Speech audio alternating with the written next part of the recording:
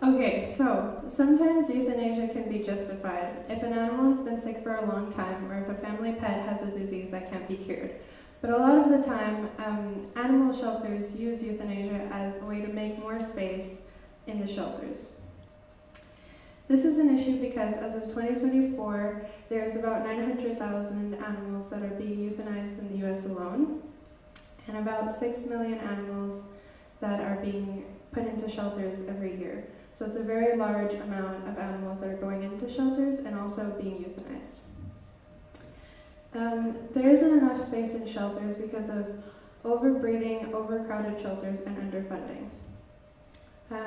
Which, if we look at the next slide, we can see that a lot of the animals live in the minimum cage space required by law. So they spend most of their lives in these small cages without a lot of human contact and without a lot of contact with other animals, which is clearly unethical. And animals are being put down because the shelters are overcrowded and there's no space.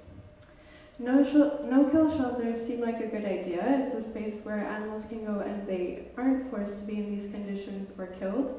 But a lot of the time, only young and healthy animals and purebred animals are being put in these shelters. And so there's a cycle of young animals being taken into these shelters and then adopted, so that's how they cycle that out. But then the unhealthy, older, and often pre-owned and abused animals go to the kill shelters, where they live in these conditions and then are euthanized later on. And it's a cycle where these animals are being euthanized and then new animals come in and they stay there for about a month or two and then are euthanized again. So it's a cycle of useless euthanization. So what can we do about this? Donating to organizations like PETA or the SPCA is a great way, or doing charity funds and raising money for these and donating is also very useful. And informing yourself on shelters in your area and what you can do specifically.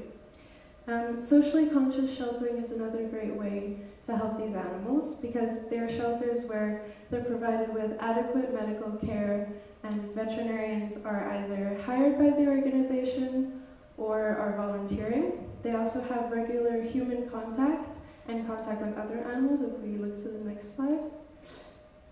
Oh, that's not there, but there's pictures of veterinarians with the animals and the animals playing with each other, and they get to go outside and interact with the other animals. So that's a way that we can give these animals ethical living conditions.